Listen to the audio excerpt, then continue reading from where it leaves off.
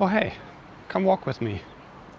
Um, that is, come walk with me slowly today, because I had a little bit of an unfortunate running incident last week, and consequently I still have some pain in my left leg, which, well, at least I'm happy that I can walk at all again. So there's that. But that led me to think, because due to that I had to miss last week's video, or at least one video in this series, and that got me thinking about streaks. And obviously this streak has now been broken, so it was 11 weeks continuously, and now the 12th video in this series is 1 week later, which is not a problem. But what I found is that having a streak, or counting the streak, is something that is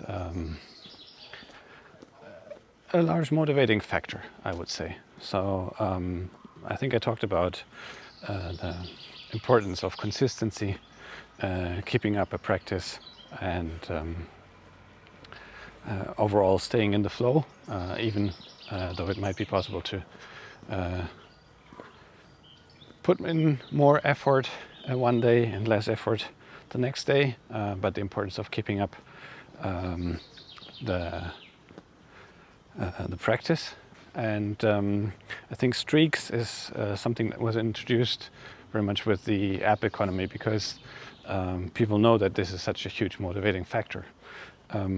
So if I look at any of my apps, there's streaks almost everywhere. So for puzzles, like for example, I like to do the New York Times Wordle, as many people do. And of course they have a streak counter. And I don't know where your current streak is, but mine is, I think, at some 70 days. So that is, of course, a huge motivating factor to continue with that.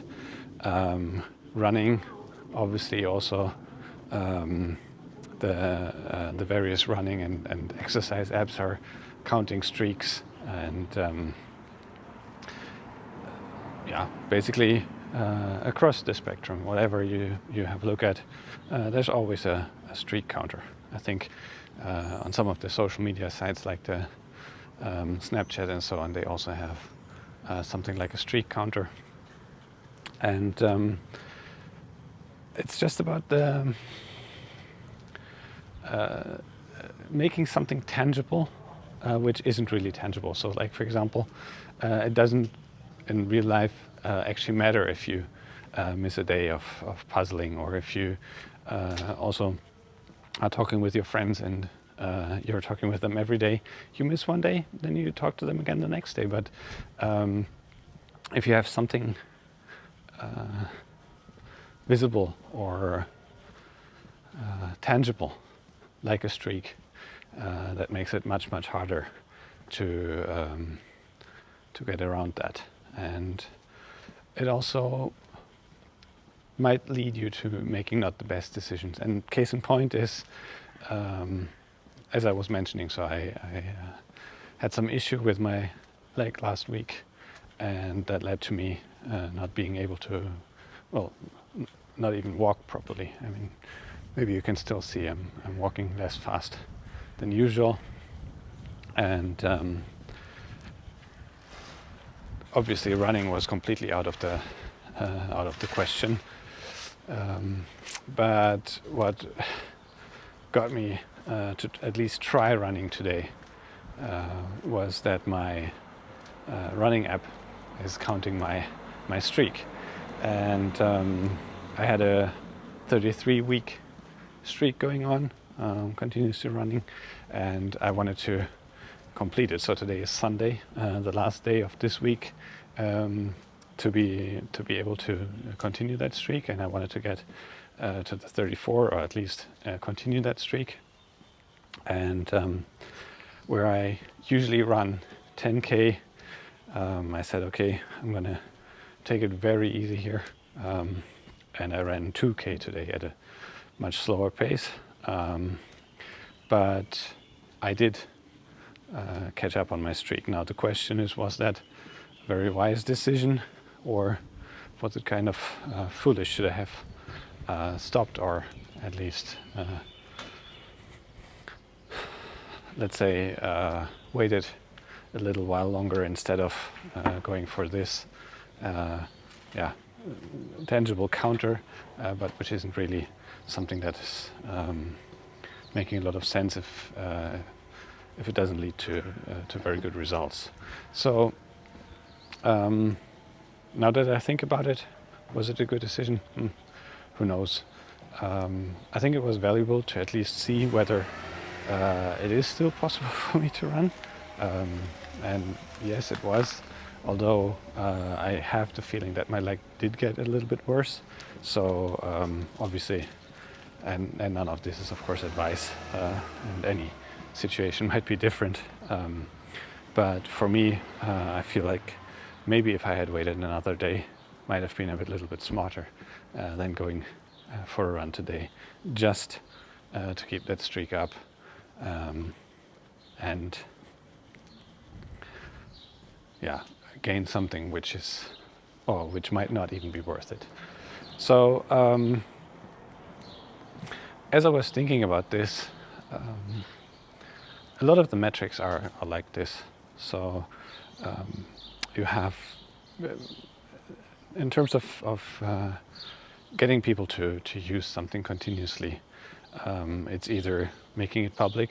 So if you have something like a leaderboard, it is like, for example, some kind of recognition. Like if you do something continuously for X amount of days, then you get some kind of discount. A lot of time, it's not really in the interest of the person. Like for example, of course, I would like to get a certain discount. I would like to be on the top of the leaderboard. I would like to have the longest possible streak. But I guess the real point is that in the end, all of these are numbers and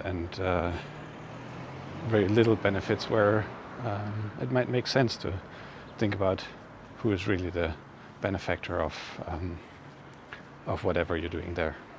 I can see with, let's say, exercise apps that it might be in the best interest of people to keep them motivated and keep them running, for example, keep them doing exercise. But with anything like, for example, social media, most of the time it is just about attention to something. And of course, attention then meaning that the more you look at some app, the more you use some app, the more the company that is behind that app stands to benefit. So I think I've rambled enough. All I wanted to briefly talk about was the way that many apps are going on and putting in some measures to keep you engaged. So engagement measures, of course. How sometimes they might be beneficial to you. Like for example, if you have some sports apps or something that is actually good for you, but sometimes it might not even be that case. So like for example with social media, and in that case the question is, who is really benefiting from you keeping your streak? That all being said, this is just me renewing my video streak. Yeah, maybe I need to think about this topic a little bit more, and I might come back to it in one of the future videos. Well, all that being said, I think for today we can keep it at that. I'll see that I do something that's beneficial for my leg instead of walking around on these city streets any longer. And I wish all of you a nice rest of the day, and I will see you in the next one. Bye.